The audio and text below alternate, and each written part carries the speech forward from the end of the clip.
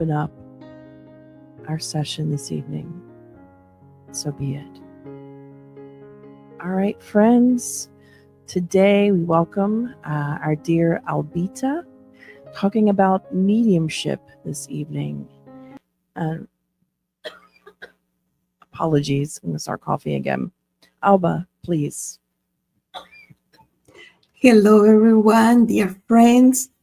Thank you for taking this Saturday afternoon, which is beautiful, to learn, to get inspired, and to feel the beautiful vibrations of the Spirit Center, either we are virtually or in there.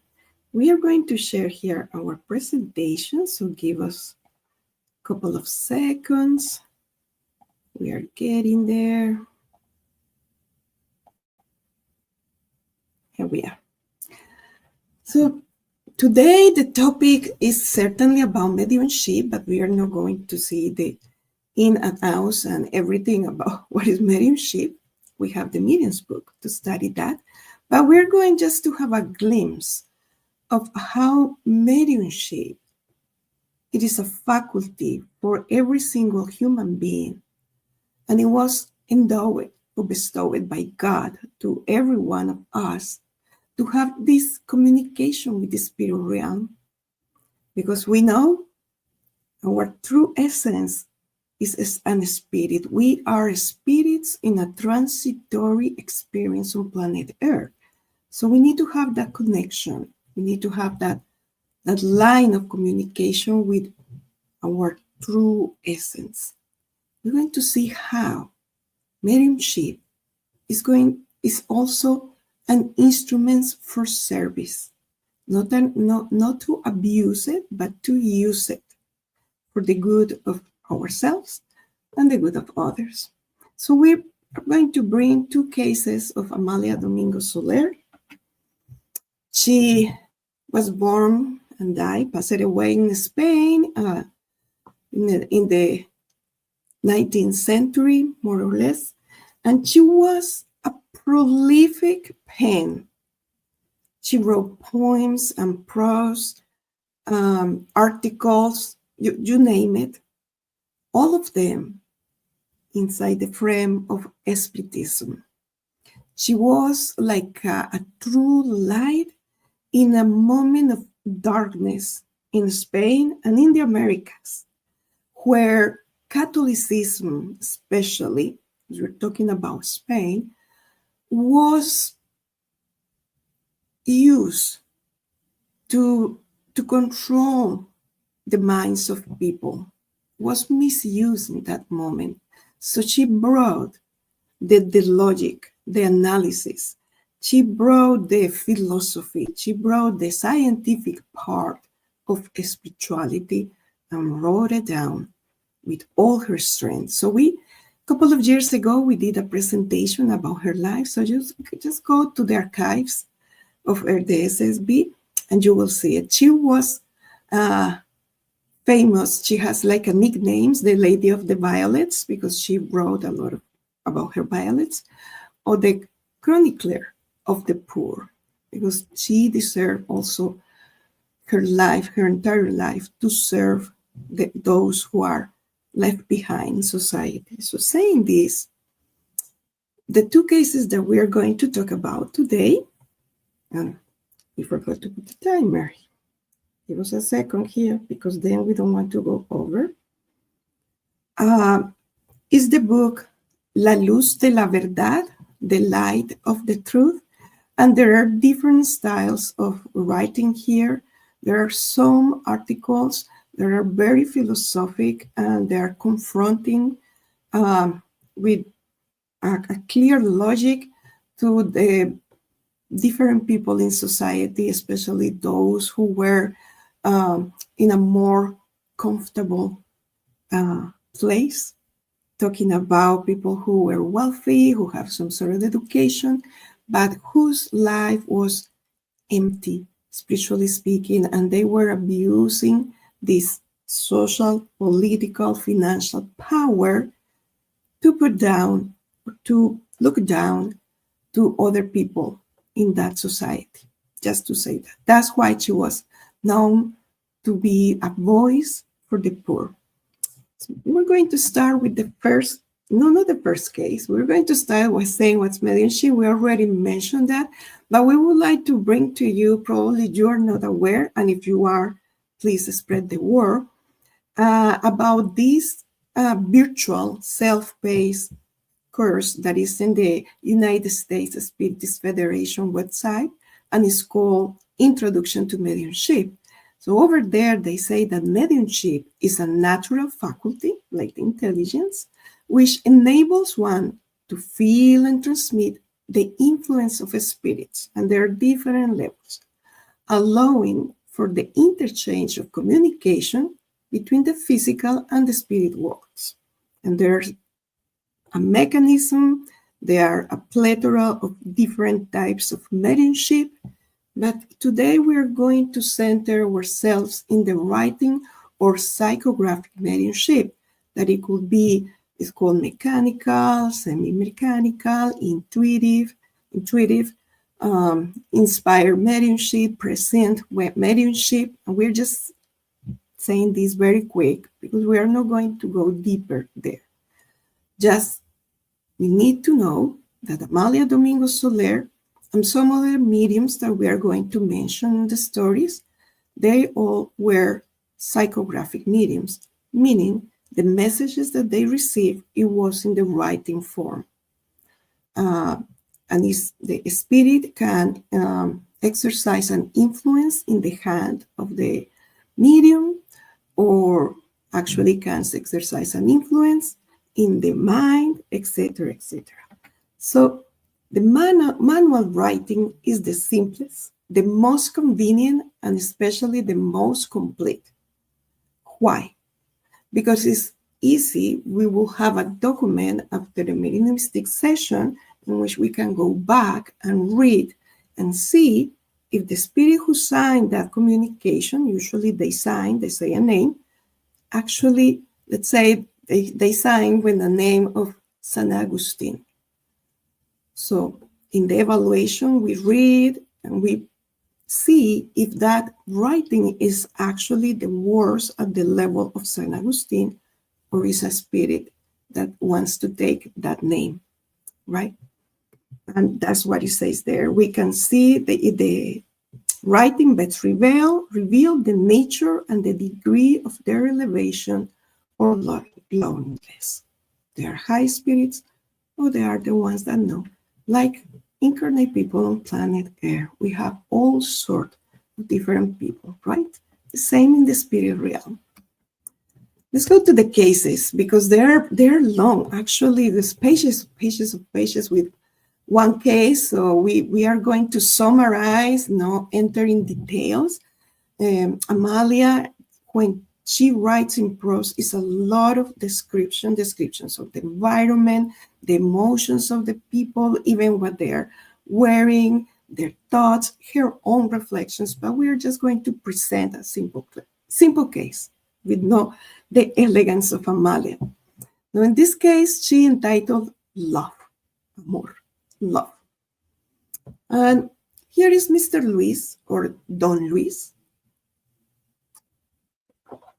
He traveled from the Americas to visit Amalia, because 4 years ago, by the time he did the visit, her younger daughter was 20 years old when she passed away.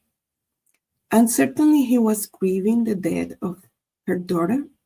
And actually, because of that, it awakens in him this curiosity to find out what is happening when we die.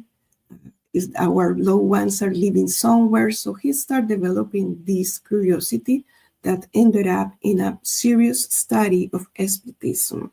So he became an Spiritist, got to know the writings of Amalia, and he travels to see her because there is a pain, there is a trouble in his heart, that even with all the studies and the comfort and the consolation that the Spiritist doctrine brought him and brought us, right? he wasn't in peace yet. He explained to Amalia that he was a very successful lawyer. He has at the time a very nice marriage with a beautiful, great wife, excellent children. However, the youngest one, the one who passed away at 20 years old, she never had any emotion of tenderness or love towards him. She never had a gesture. She never hugged him or kissed him, not at all. She was a very ill child all her life. She suffered from different illnesses. As a matter of fact, she was born deaf, right? Excuse me, mute. She was mute. She couldn't hear but not talk. But according with Amalia, she could communicate herself with her eyes. What happened here is the relationship between this daughter and the mother was a wonderful relationship. When the child was ill, she only wanted her mother by her side. The child expressed all the love, tenderness, and sweetness to the mother. But yet, if the father stepped into the room, she immediately rejected him without saying a word, but just her physical posture and gesture. And this create a constant source of pain and sorrow to him. So he went to Amalia and he said, Amalia, I want to understand. I know this is something that is coming from our past, and I cannot sleep thinking, what was it? What did I did to her to get such a harsh treatment for 20 years? Amalia, as a wise spiritist, told him, my friend, I'm going to ask my spirit mentor, who is Father German, and if the good spirits allow, I will ask and they will reply, but I'm not going to promise anything. So you see, when we go to a medium, for instance, with a different situation or something of the sort, and they are promising us that they will have an answer for this day or that day, we need to be very cautious about it. Because as mediums, at least the mediums that are in the spirit's movement, we cannot make promises because we cannot control the will of the spirits. The communication, the ring, remember when we have this type of phones, right? Land phones, and the ring is from there to here, not from here to there. If we do it from here to there, if we call or evoke a specific spirit, we are in the risk of calling someone totally different, but using this identity. And we are totally in disguise. They are totally in disguise, and we get information that is wrong. There is a danger also for us to get this spirit that is mocking us to get attached to us. So Amalia was very, very serious and very cautious about it. And he said, Mr. Luis, I will go back to you if I receive something. Fair enough.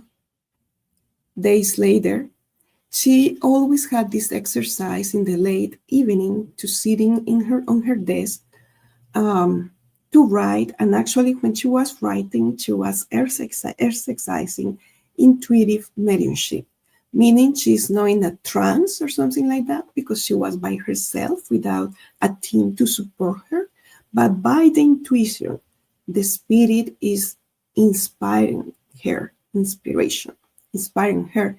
She wrote. So she was writing, right?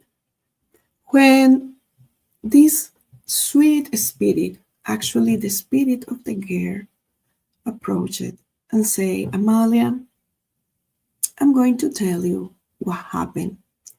First of all, I don't hate my father because no sentiments of hatred are in my heart. but I have difficulties. Listen. So if you see in the picture, here we see a girl. Her name is Aurea.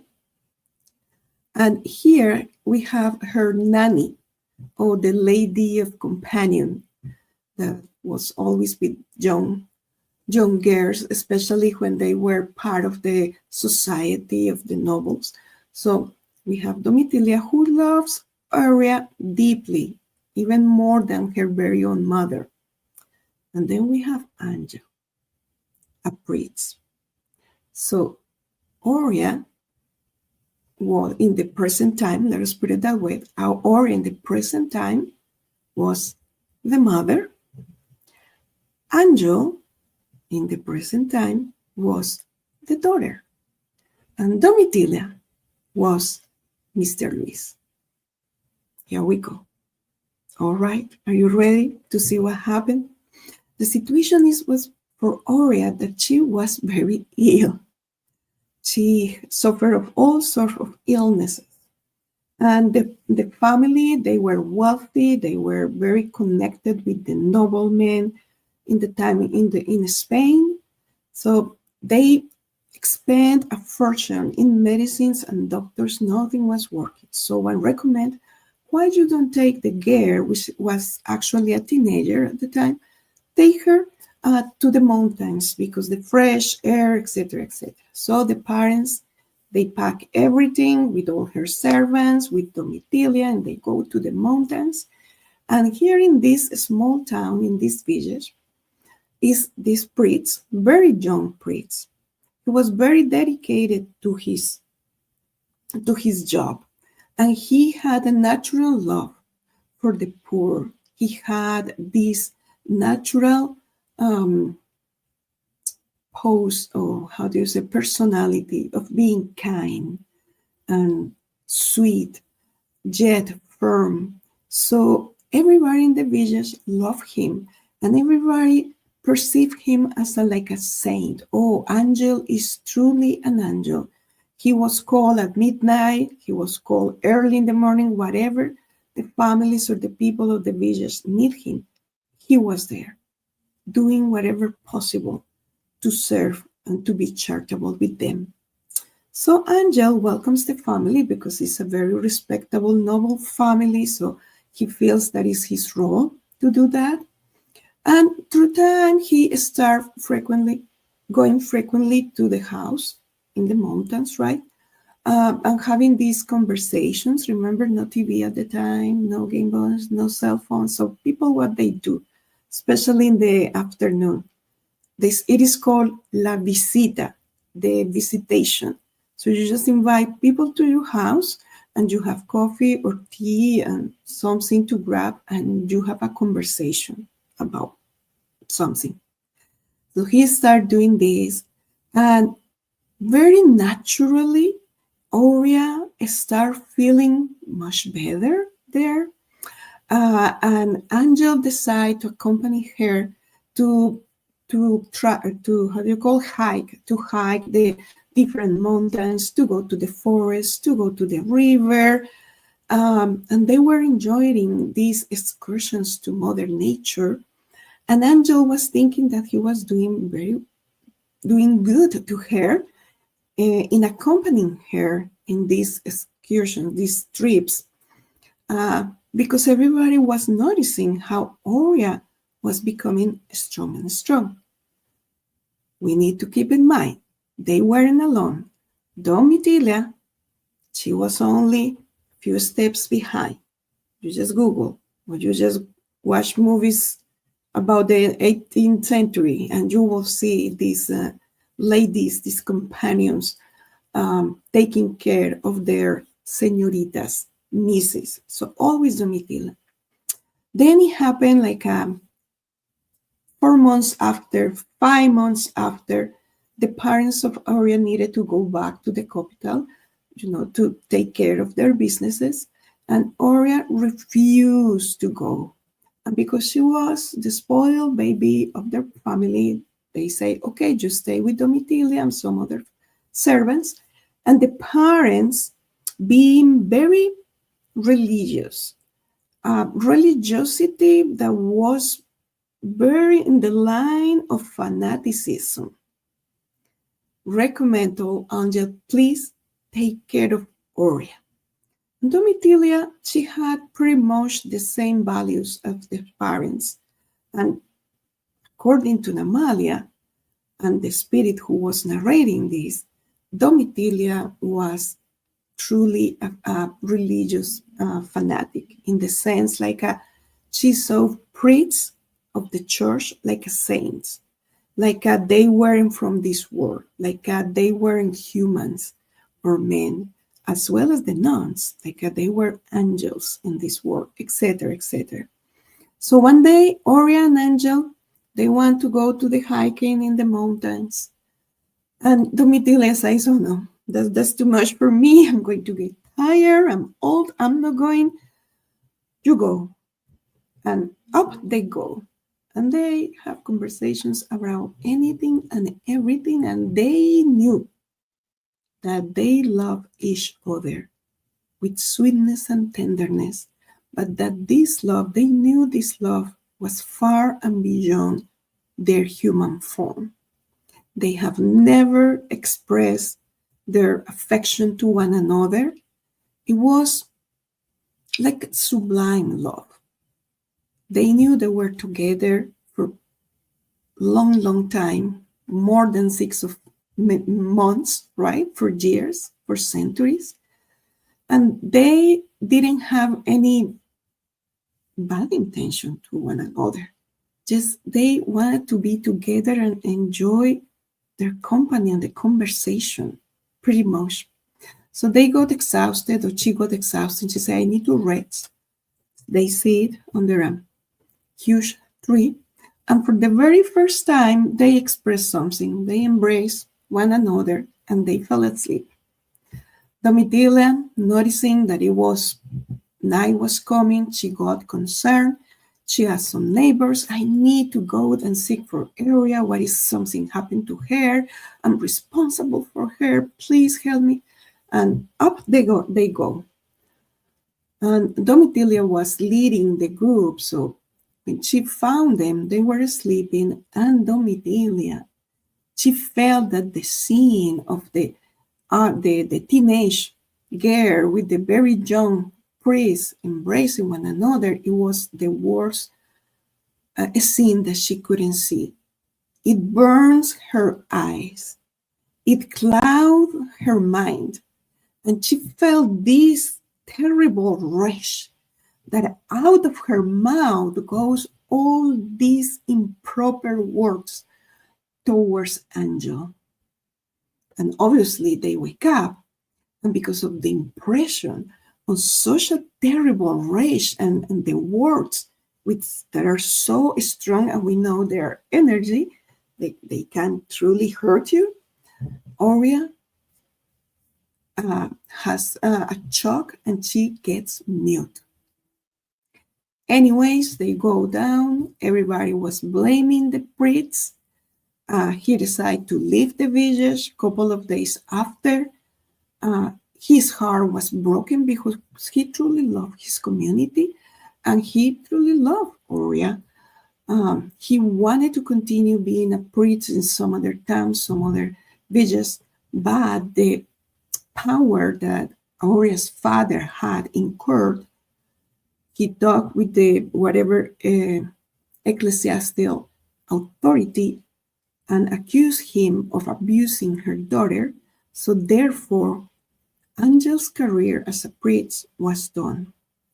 He got sick later on, a few months after the incident, and he passed away. The same happened with Oria. She never recovered from such impression. She never was able to talk, and she passed away. And this created a lot of grief and sadness for everyone. But the beauty of Spiritism, this is not the end of the story, friends. The two lovers, they die? No, that is not.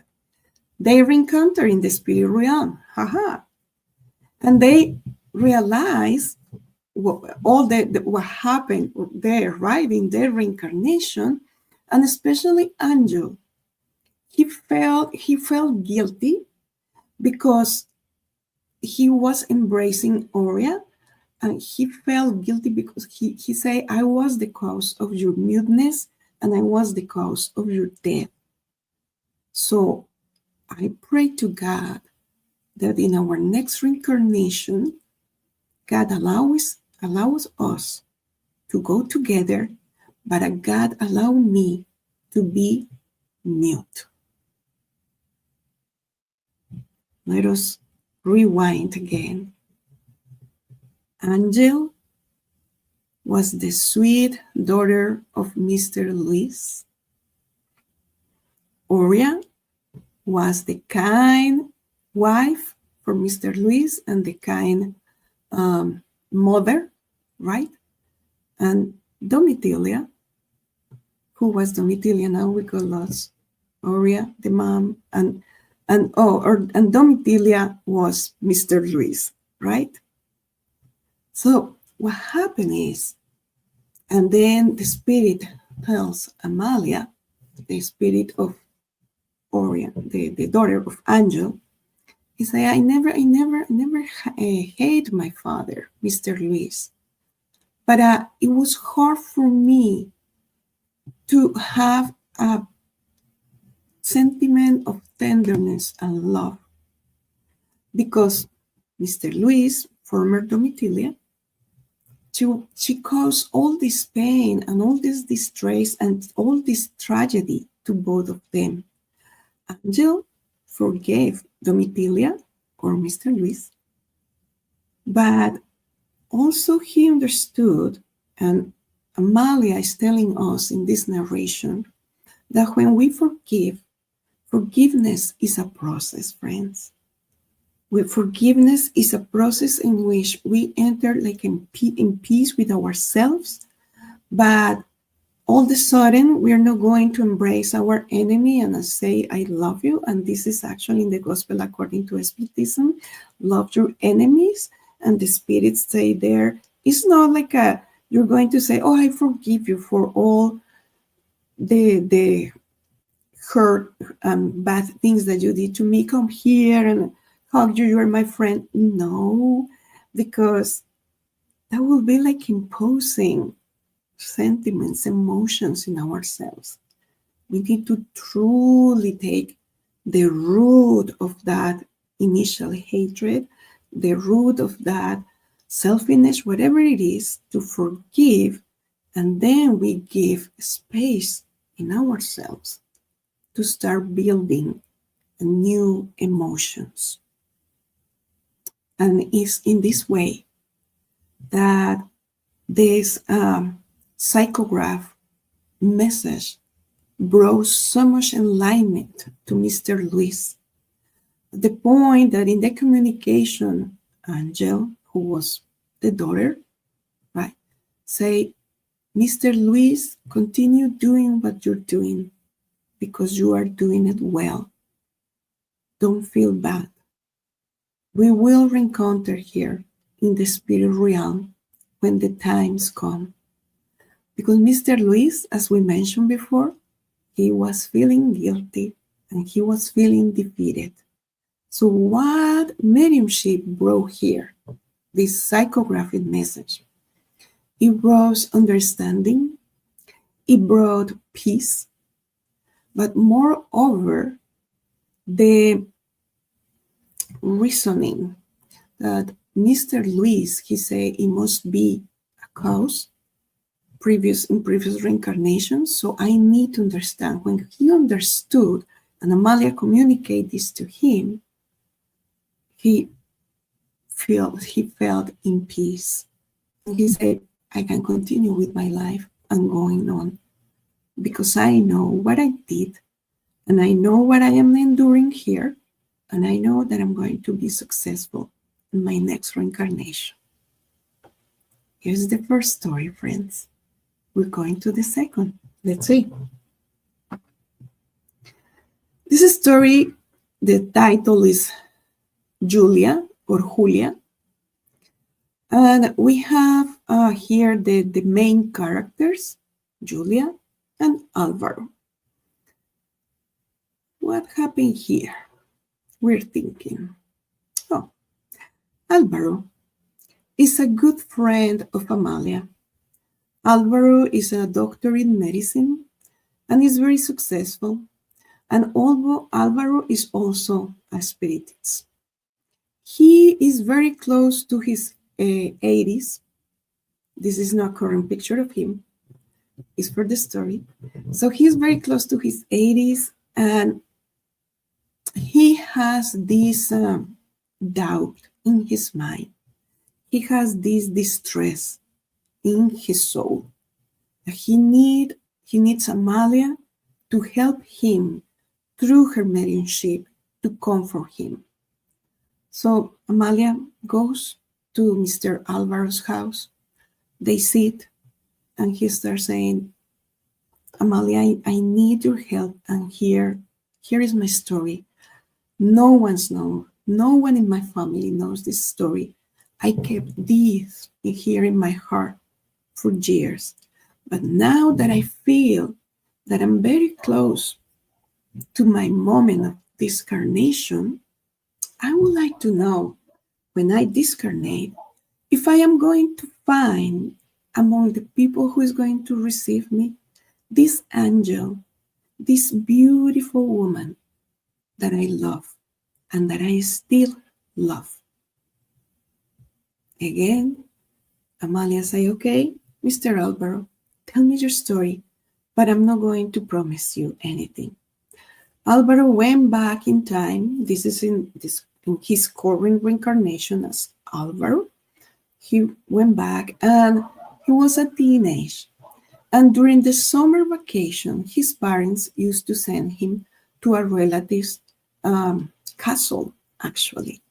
And as well, Julia, her parents sent her to the same castle. They were related. They were like second cousins, some sort of relationship. They were part of the extended family. And both of them, they were teenagers. And again, this couple, they enjoy the summer beautifully. They go to fish, they go to hiking, they go to the forest. They like to lay on the grass, looking at the stars, counting the stars, etc. Doing what teenagers will do at the time, enjoying nature. And their love grow and grow. And as the previous couple, they never say to one another what they were feeling in their hearts. They kept to themselves.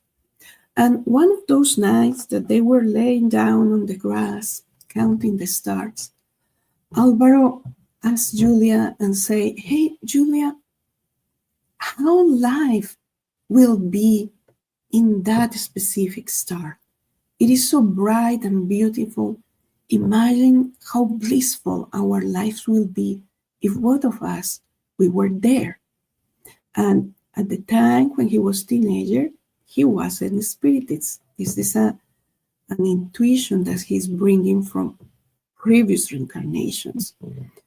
And Julia was thinking differently, and she got kind of scared for some sort of thoughts. And she was like, Alvaro, don't think about those things. The stars are on the sky, so God put them on the sky, so we can have light during the night. But Alvaro continued being very inquisitive about things in nature and also about the life of the spirit. And he continued saying in different moments, Julia, what if we both live in another planet? In a planet in which we could be truly happy. And again, Julia called him, put his foot into the ground. She was thinking that, Alvaro, soon you will go to medicine school and I will go to the convent. You will cure the body and I will save souls. So don't be a dreaming, Alvaro. Several summers passed this way until the very last summer in which they hug and they say bye to one another. And Julia said to him, I will see you in the eternity. Fair enough. Julia went to the convent. She did her vows. She continued her life in the convent. And Alvaro went to medicine school. The situation with Julia, she was in the convent, and among the other nuns and the people that frequent the convent, she had the fame of being an angel, of being a saint, of being a devoted woman.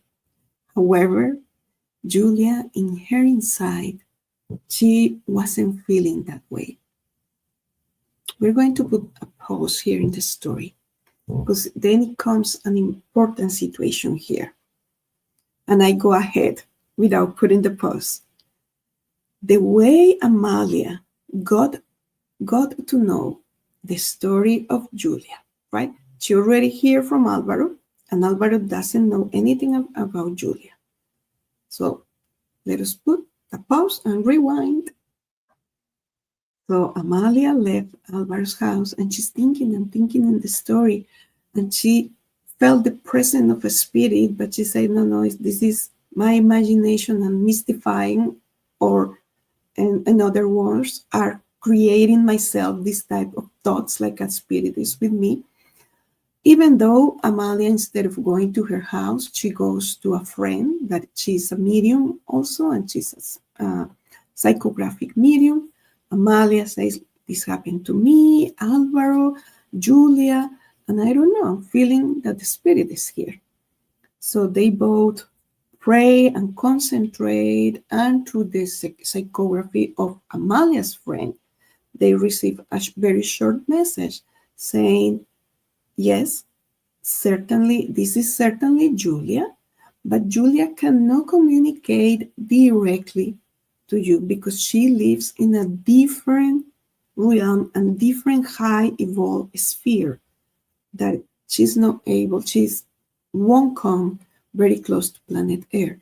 This is a spirit talking on her name like an interpreter. And we have seen these cases of spirits that they are living in a very high evolved worlds, that the way to connect with us in the planet Earth and for us to understand their message is through a spirit that is like an interpreter, and this spirit has a vibration that goes better with the vibration of planet Earth. It's like a skin, and this is not comparison. Julia is a high evolved spirit, but it's not in the same stature of Jesus, but it's like asking Jesus to come to planet Earth right here, right now. His vibration is in a different wave. He won't be able to. Therefore, that's why he used his emissaries that can be more connected to planet Earth. Fair enough, Amalia goes to her house, etc., etc. Days pass by. She sometimes think about it, but nothing strong until she felt again that a spirit is close to her and is trying to communicate with her. Amalia decided to do like a second proof because she didn't want to evoke a spirit by name, as we explained previously, because anyone can come and say, oh, I'm Julia, and it's not Julia, it's someone else. So Amalia wanted to be sure. So here she goes to another medium friend. And in this case, he was a psychophonic medium, meaning the communication is coming through the oral word. They do the prayer, everything that is necessary to start this communication, and the spirit disclose and say, Amalia, this is a spirit. I am like an interpreter in the name of Julia.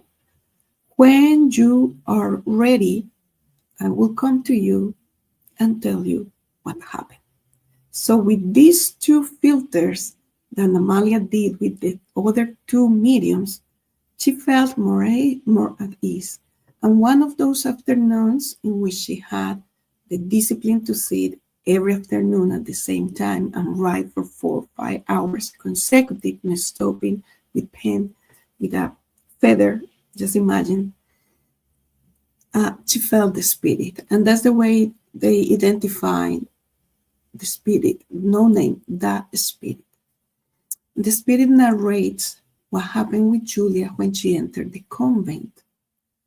Julia felt tormented because she had this flame in her heart, the flame of love for Alba. And at the time, by the education that she received in the convent from her parents, in a very religious Catholic, and we are not saying anything against Catholicism. This is Amalia narrating how it was in her time. That it framed the thought of people, not allowing them to think, to question, to doubt about things. It's just to accept with a blind faith everything that was said to them. That was the problem that Amalia found at the time. So Julia felt tormented, and she went to her confessor and said, I'm having these feelings for Alvaro. And the confessor was like, oh my God, this is a big deal. You are a sinner. You need to pray. This number of Holy Marys, etc., etc. But Julia then, she was fearful of going and share this to the priest. So she decided to intensely pray for Alba day and night, because he was in her mind all the time. And she thought that she could save Alva's soul by her sacrificing her in the convent, praying day and night. And she decided to become like the servant of the nuns. She asked for the most meaning tasks in the convent, like cleaning the latrines or doing things that no one really wanted to do it. She wanted to do it. Also, there were nuns that got sick, or elderly nuns with all different illnesses. The skin was deteriorating, and it was difficult for the others to take care of these nuns. Julia volunteered, very quiet, she did it. So that's why she was famous as an angel, but she was doing all of this as a sacrifice, thinking that through all these actions, she will save Alvaro's soul. So Julia was never happy in the convent, although she was a true servant of God. We're going to acknowledge that. She did good. But her intention was the part in which she made a mistake, as the spirit communicated to Amalia one of those afternoons. Julia's physical body quickly deteriorates for all these physical duties and tasks that she had day to day in the convent. So she passed away. When she passed away in the spirit realm, when she awakes, right, she realized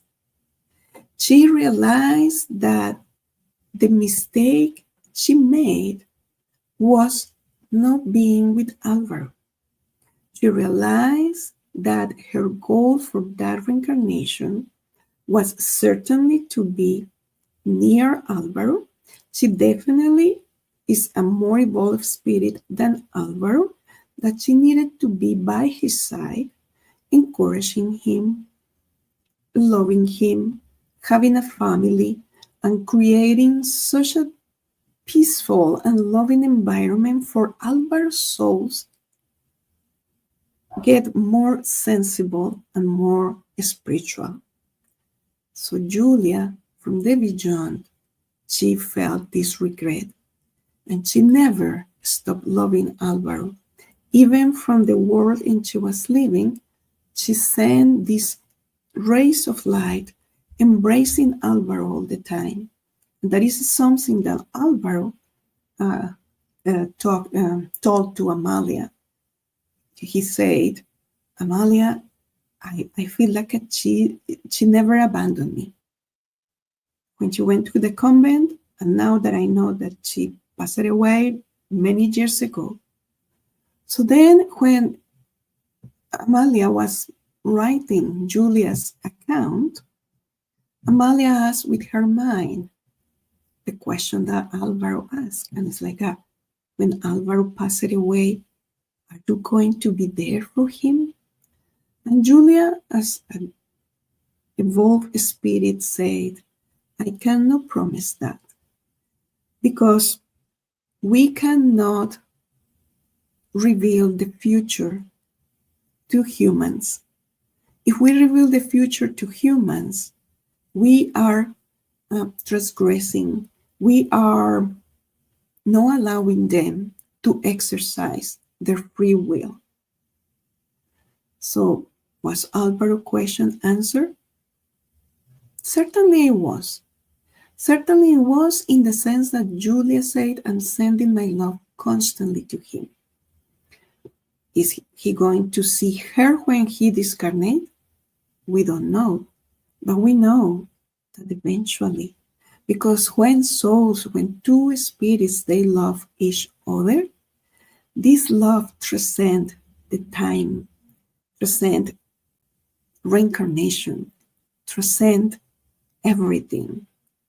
So certainly what we are learning here through Julia's case is not only about this love, but the intelligent Amalia, how she was truly a servant of her community, but also she was firm in knowing her limits and in knowing how she needed to take care of her mediumship skills.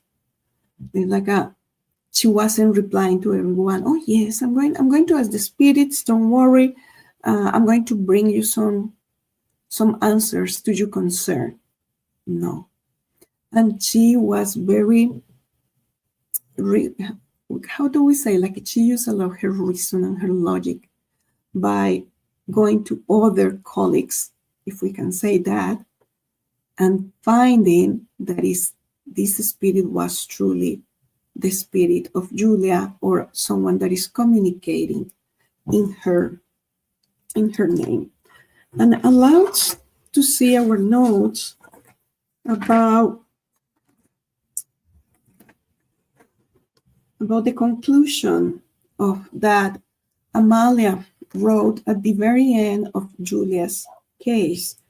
And we translated, and this is an old Spanish language, which is complicated, so please bear with that. It says, Amalia concludes, actually the spirit, life is made of ups and downs.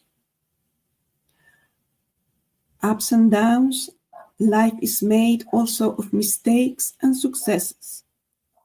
May love be the triumphant song of humanity.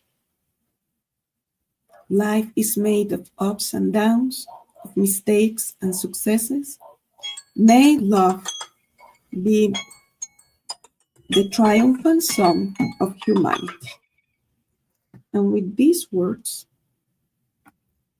we say thank you. And the timer also told us thank you.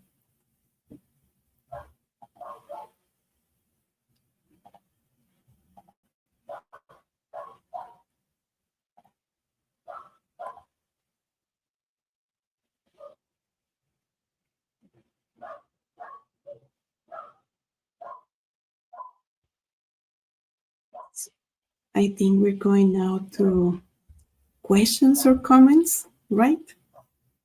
Yes.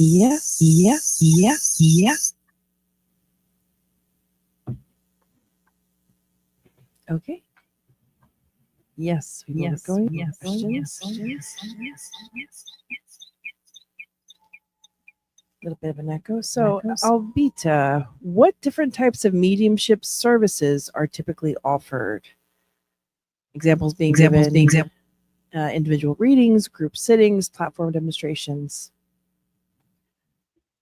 I'm going to talk about what I know and what I witnessed. So there is cultural differences between a spirit group. I'm going to talk about my country of origin in Colombia and a spirit group in the United States. When I was a little girl in Colombia, we have these mediumship sessions that were called family reencounter, in which all the assistants would sit in a room in a circle. It was a little table in the middle, and 2 or 3 mediums, they were sitting in the table.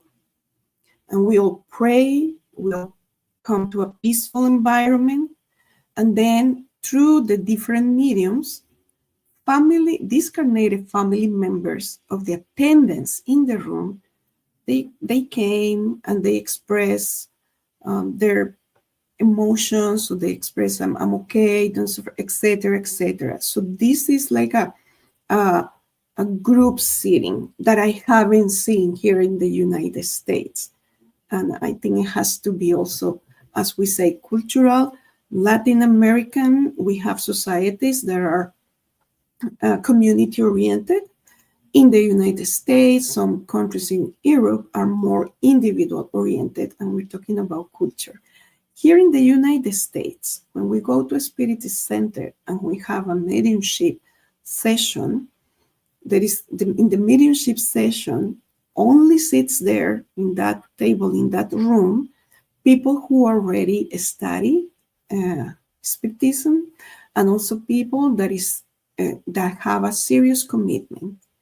And the mediumship here, it is more of a comforting, consoling for the spirits that discarnate and are disoriented and are suffering. And it is in the private setting. So you see, you can find, depending of the country of you are, you can find also different styles.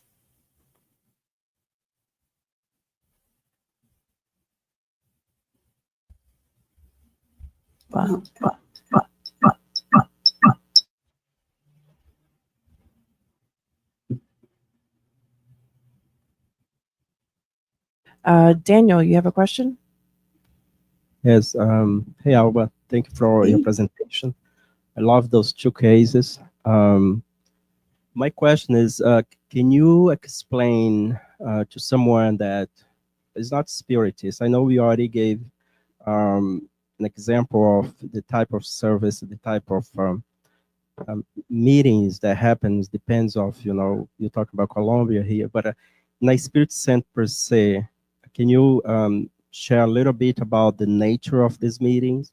Is a meeting that, can you just like summarize a little bit for, sure, people that doesn't know, because sometimes people they think that, what's the difference of those meetings, spirit center and meeting other type of religions.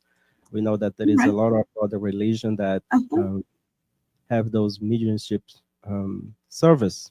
Can you elaborate a little bit about that for us? Yes. The first thing that I'm going to say is that a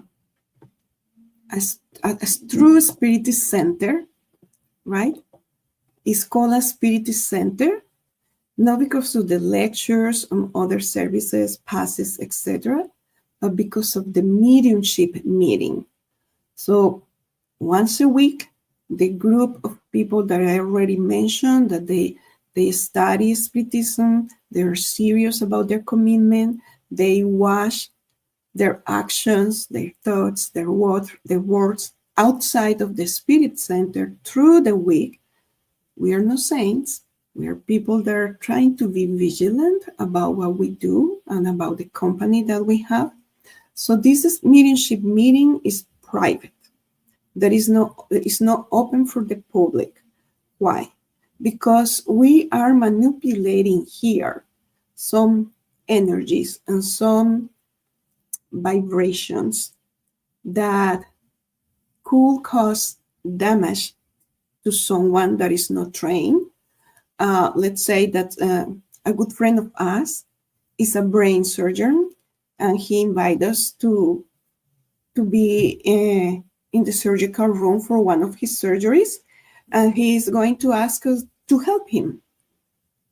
If we are not a surgeon or neurosurgeon, we shouldn't be there, because we are going to put in risk the life of the patient.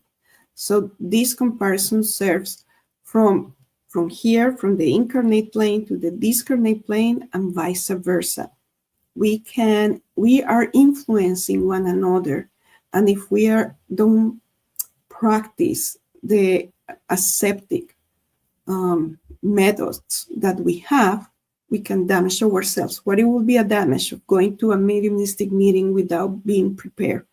Like I leave the mediumistic meeting, I go home, and I have a line of spirits following me. And all the spirits are going to be there for us, being harmonious or giving us good advice. These spirits are spirits that are lost, that are sick, that are seeking revenge, that they don't know that they passed it away. So it's like open the door of your house to whoever is walking outside the street. We don't do that, right? It's dangerous. So I don't know if I answered your question. Usually there is a minimum of 3 people. There is the medium, there is another person that we call the counselor, and there is another person that we call the past giver. So the medium is the person who has the ostensible mediumship, because all of us, we are mediums. We communicate daily with the spirits, with our thoughts. But this is a more ostensible mediumship. The counselor is more of an intuitive medium who is going to talk with the suffering spirit, and the counselor is receiving this information from the true directors and coordinators of the meeting, who are the high evolved spirits. The past giver helps to support with the energy through prayer. So we can have all the process. After a suffering spirit communicates through the medium, and the communication could be verbal, psychophonic, or it could be in a writing form, psychographic. At least in our centers, there are other forms. So after that, the past giver goes and give passes to the medium to bring the energy of the medium align again if it isn't. It's like washing our hands right before we eat, or washing our hands after we touch dirt or something, and then we are going to eat. That's what happened with the passes. And usually this is what happened. Normally a spirit that is receiving this counseling is invited to stay in a spiritual building similar to a hospital, in which he or she is going to continue receive the treatment, the spiritual treatment, for he or she to feel better.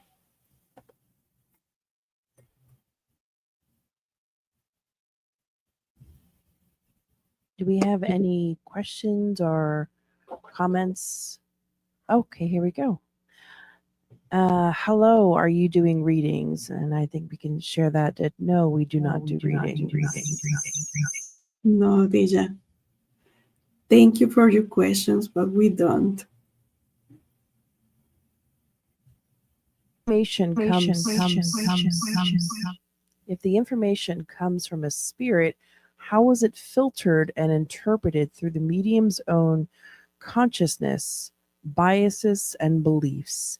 How can mediums be sure they are receiving a, quote, pure message rather than a blend of the spirit's essence and the medium's own thoughts? Great question. it looks like Amalia Domingo is asking the question here because she was very careful.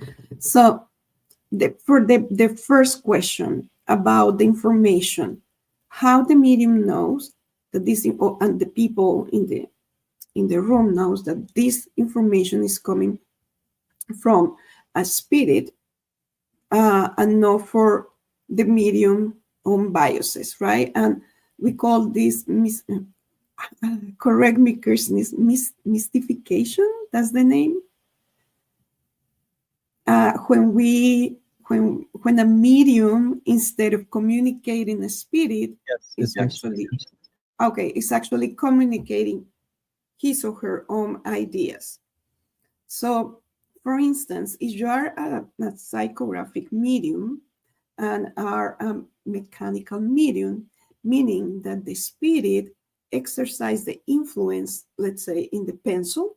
So the pencil moves by itself, but it's the energy of the spirit, and the medium is like the support for the pencil, and is writing a message.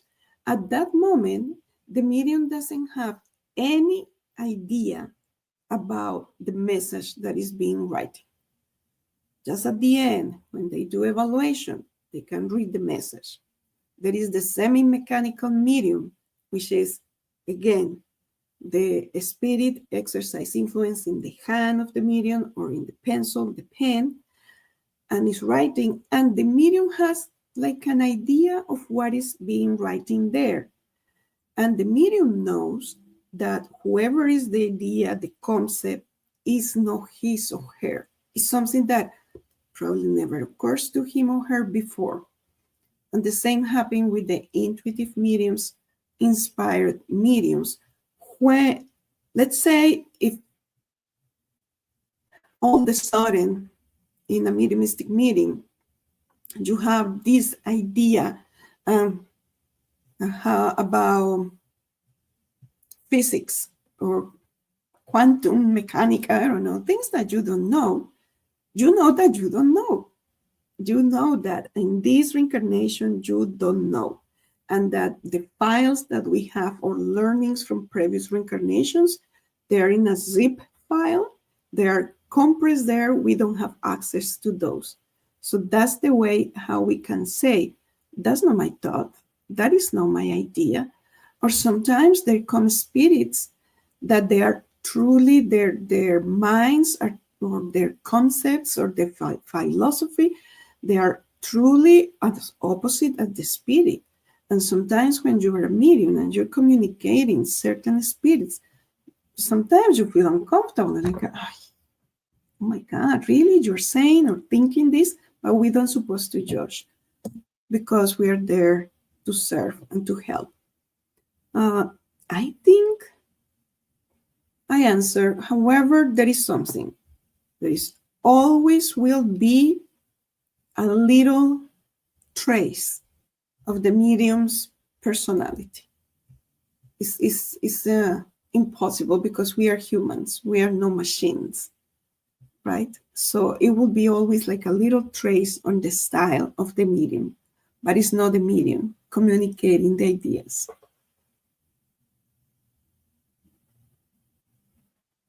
I think the word you're Yeah, yep, that's exactly what I was going to say. The word is animism. Animism.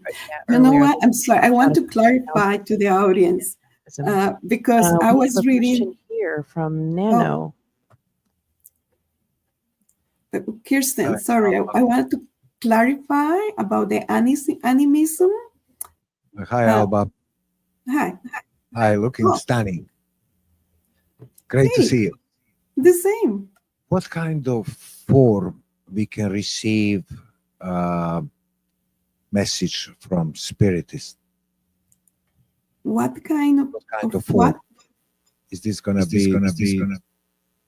Is this gonna be through our dreams or feelings? What kind of form I can receive a message from spiritists? Thank you. Kirsten, I'm having difficulties here. hearing, I hear like by parts what Neno say. I Go think ahead. Nana you was repeat, asking. Yes, I'll repeat for you. What are the different forms or mediums in which we can receive messages? Oh, okay. Is it through dreams or thoughts or etc. Mhm, etc. mhm. Images?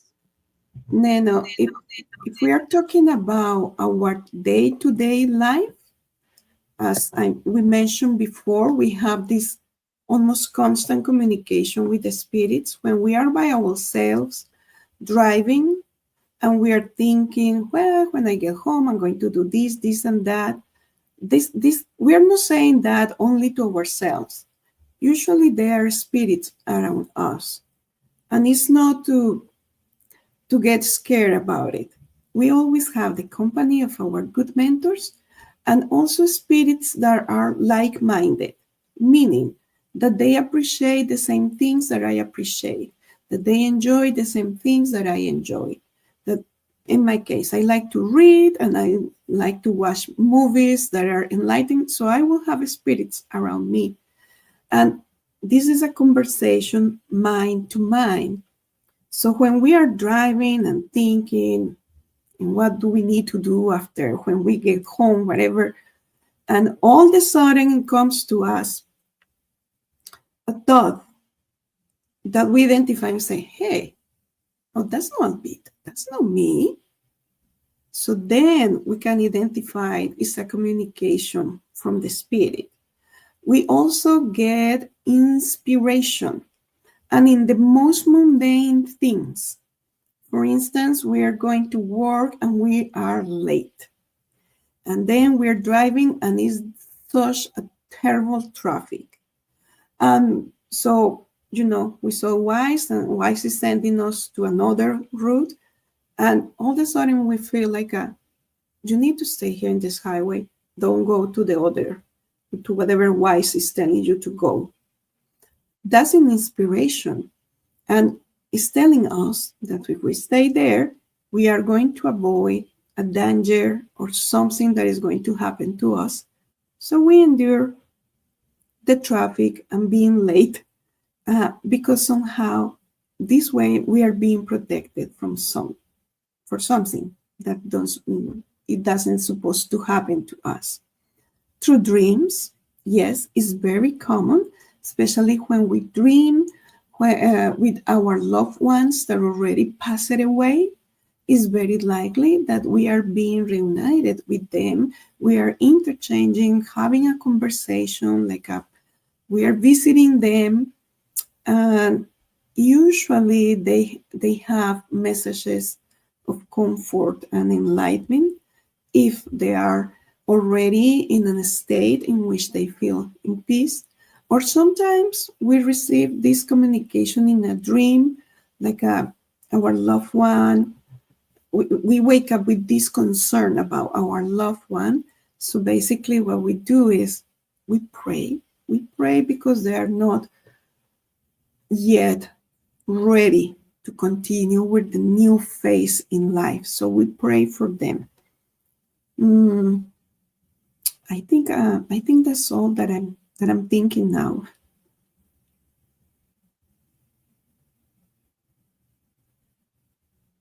I think it's very could be very different, very unique. I was listening, if I may just kind of share something. Go ahead, please. This podcast today. Nobody really famous. It wasn't a famous podcaster, kind of one of those smaller podcasters who was interviewing someone who was calling themselves a medium. It was a young girl in her maybe 20s or 30s, and she was explaining how her mediumship, and she wasn't spiritist, just a random like everyday person. She was explaining how her mediumship began to appear since she was a child, and they would appear so naturally in the sense that things, she referred to it as, images would download into her mind. So she would, for instance, she would know certain things beforehand, it was sort of, she would say it would download into her mind, and she would know that someone close to her was about to die of a heart attack, but she didn't know exactly who, and thought it was her father, and lots of other things. So, for everyone, it could be very different, and the experience is very unique to each person. So, excellent talk, Alba. Any additional questions or comments? We have Abby, and then we have, I was going to call you BB, Fabiana, after her. Dan, you want to share the mic?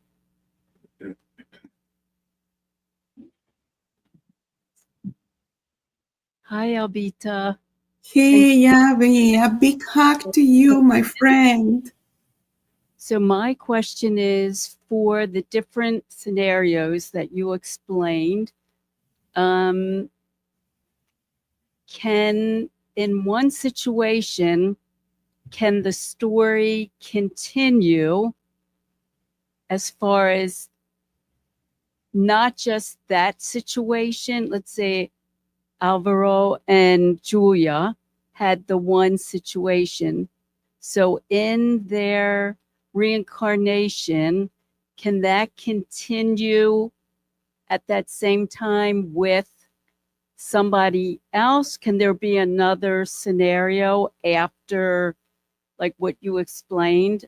I don't know if I'm being clear or not. Can there be several scenarios, one after another, or there's just the one? That makes sense. Okay, let me see if I understood. You brought to my mind these movies in which they show the two people, right? The boy and the girl. What happened if she makes a decision that it is going to launch a different set of events, and then they meet in certain scenario. Or what happened if she decide not to do or not to go to certain place, so then it will be a series of events and they won't be able to meet, or they meet differently, they married other people, they have other families, something like that. I'm thinking in that. I don't know if I got it right, Abby. There are two factors here that we need to take in consideration. One is the design or the planification of the reincarnation. There are like a guidelines. There is no fatalism there and say, oh, Albita Morales, you are going to be Miss Universe in 1995. No, not at all. It's like a guidelines about what we need to learn and with whom we need to be learning and around. That's one thing. The other thing is the free will. And we have a plethora of literature. We can see it in Andrew Lee's books, etc. There is the story of this spirit, this gentleman, that he's supposed to reincarnate and help other 6 spirits. And this is in the Messengers, or where we read that, I forgot now. And he wanted to help these 6 spirits that they are coming as his siblings. But when he reincarnates, we forget about it, right? It's like it's not in our conscious, it's in our subconscious. So he decided that he doesn't want it to be there in that home with a lot of these kids. And I don't know if I'm telling the story right or not. So he made the decision of leaving his parents' home, get married with a lady that made his life miserable. And when he discarnated, he found out that he totally messed up with his reincarnation because he didn't fulfill his goal. This could happen. We have free will, and we are the ones who are deciding about what we want, about what we don't want. So what happened with Julia, she was misled by the fanaticism, the religious fanaticism all the time. So she thought that she was doing good to Alvaro, but she wasn't. I don't know if I answered your question, Abby. That was good. Thank you.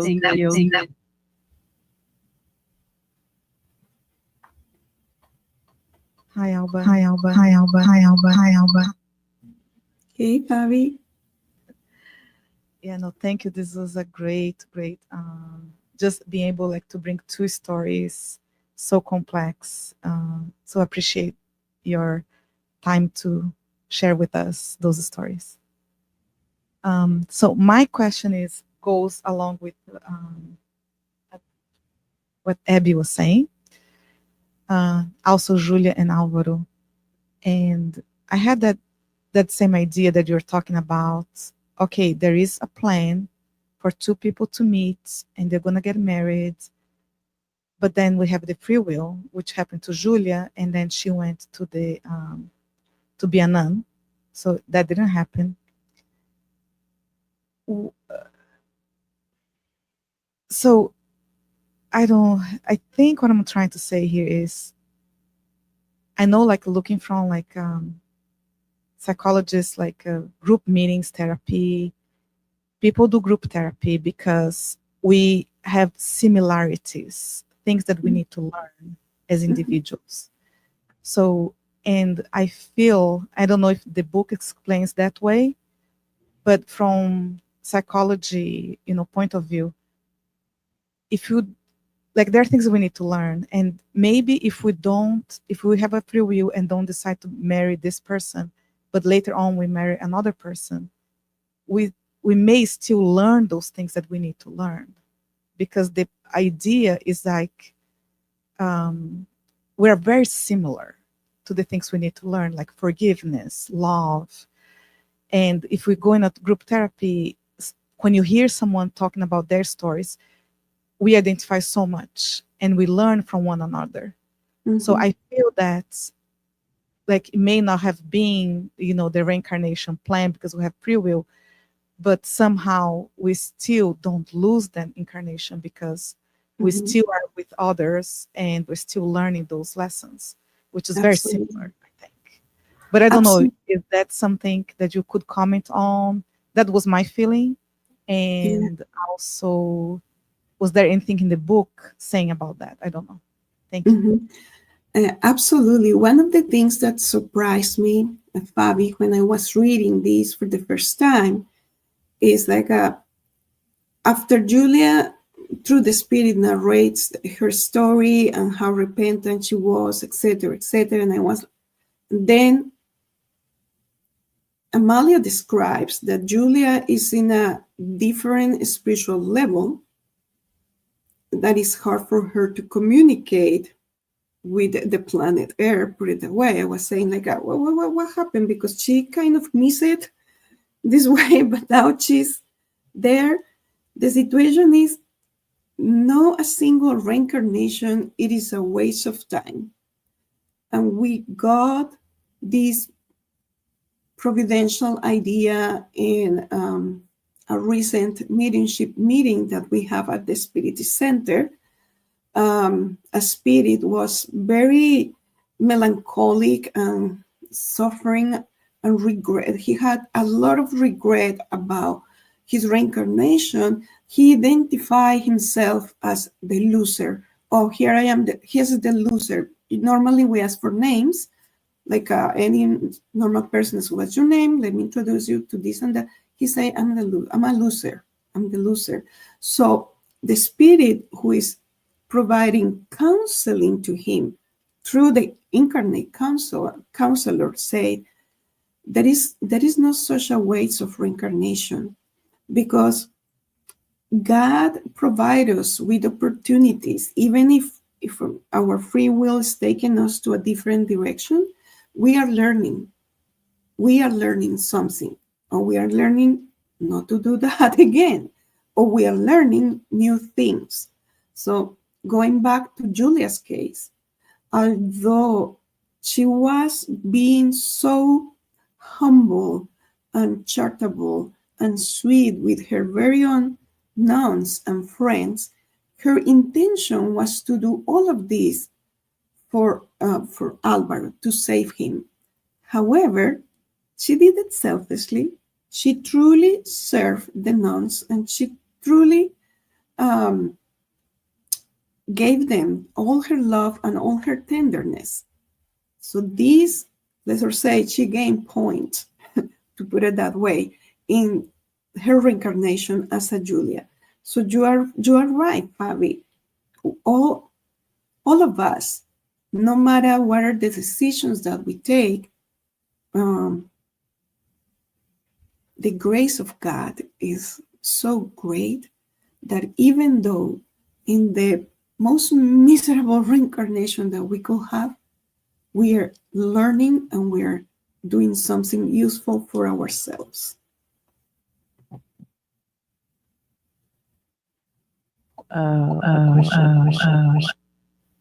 So I didn't hear the whole story of Julia. She was supposed to marry somebody else. Yes. And I'm wondering if somewhere in the book did they share anything? What happened to the person who she was supposed to marry, or and this is more of a curiosity, and maybe curiosity killed the cat and whatnot, but I'm wondering if that person ended up being a person who felt like they never could find someone in that lifetime, and maybe that was because in his mind, deep within his unconscious, he was preparing to meet Julia, but he never did for whatever reason. I don't know if the book or if they commented on that at all. I'm just curious. Amalia didn't mention any of the sort.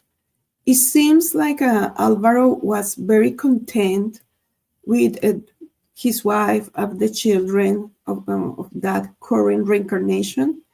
As a matter of fact, the first scene, because she describes things like in a movie. You start reading and you feel like it's a movie. So the first scene is this gentleman in his 80th birthday, and all his family members celebrating there. And he was laughing and making jokes and being very, very affable with everyone. And then he called Amalia and said, "Can you come to my office because I need to share something with you?" And then when they closed the door is when he poured out his soul, and he's very, very concerned, and also at the same time very sad, because he doesn't know if he's going to re-encounter Julia. He also confessed, he said, "I have never stopped loving her." But he went with his life. He got another wife. He had children and grandchildren, and it seems like it's a happy life, if we can say we have a happy life on planet Earth, but a life that it was fulfilling him.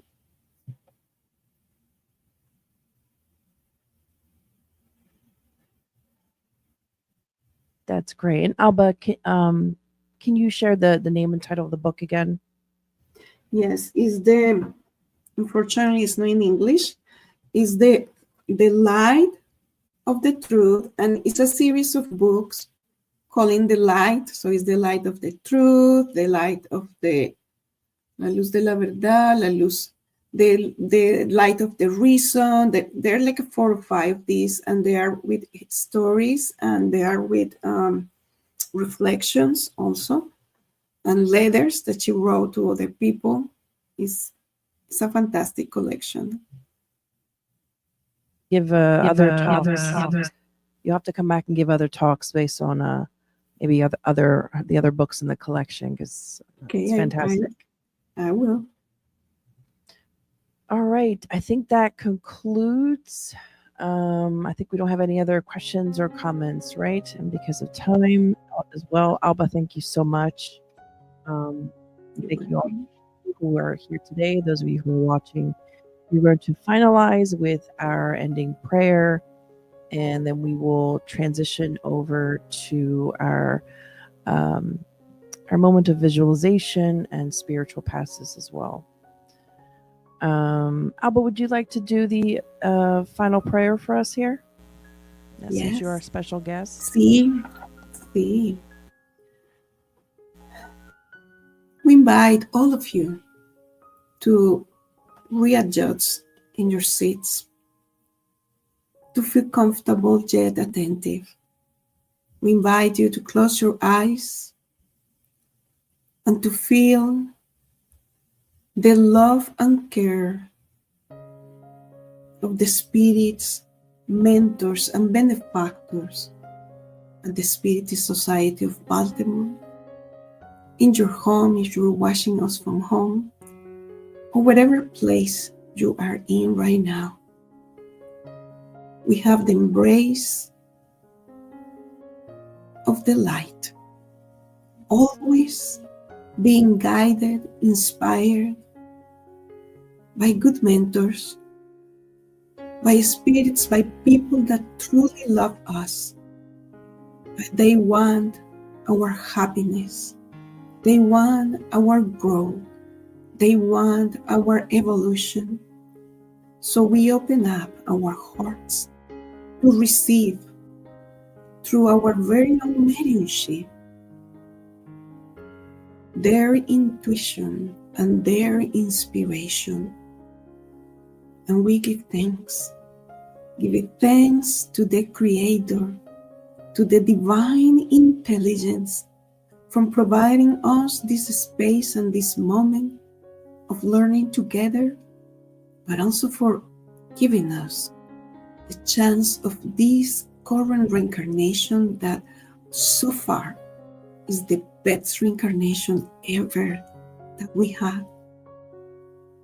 And we are so very grateful for the pains and sorrows, for the troubles and obstacles, for the misunderstanding, for the frustration, for the stress, and for all these human emotions, because we know those are opportunities to be a better person. We also think we are very thankful for the family members that we have, the friends, the co-workers, the neighbors, the community members.